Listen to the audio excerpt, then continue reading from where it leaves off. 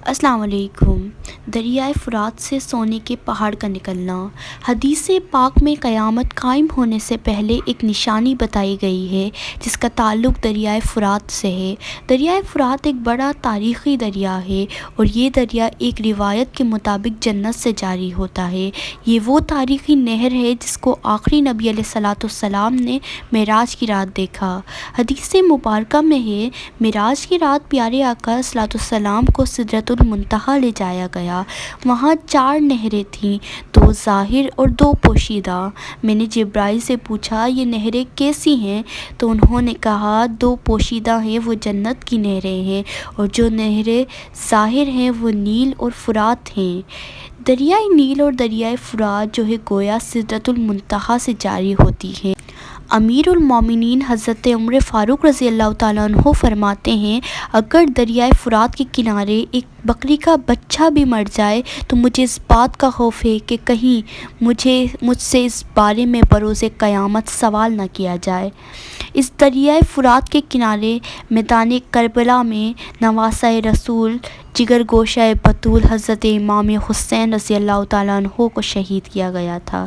اس دریا کا تذکرہ کئی احادیث میں آیا ہے۔ فرات کا نام قدیم فارسی کے لفظ افراتو سے نکلا ہے اور چند ماہرین کا کہنا ہے کہ فرات کا لفظ کرد زبان سے نکلا ہے۔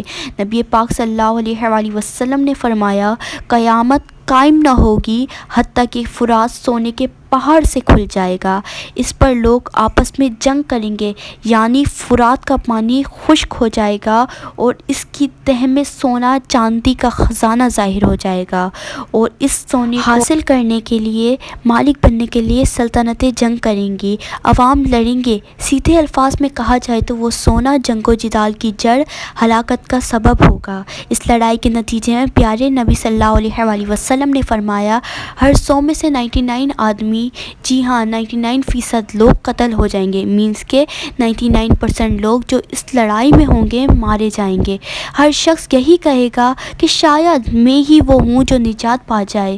اس لڑائی جھگڑے سے بچنے کا طریقہ نبی پاک صلی اللہ علیہ وآلہ وسلم نے ہمیں یہ بتایا کہ قریب ہے کہ فرات سونے کے خزانے سے کھل جائے تو جو وہاں حاضر ہو وہ اس میں سے کچھ نہ لے، یعنی اس سونے چاندی سے دور بھاگے، وہاں ٹھہرے بھی نہیں، کیونکہ اس پر بڑی لڑائی اور قتل و غارت گری ہوگی۔